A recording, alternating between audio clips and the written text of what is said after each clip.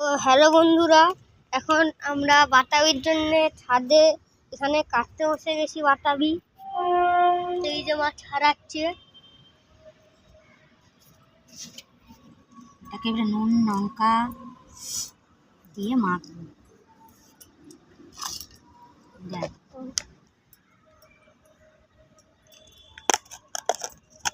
দুটা কাঁচা লঙ্কা দিল, একটু নুন দিয়ে দিল।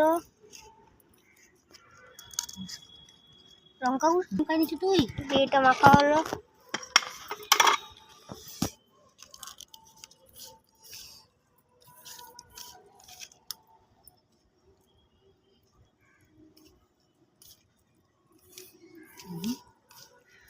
দেখতে পারো এই যে খাচ্ছে, কেমন হয়েছে দেখি।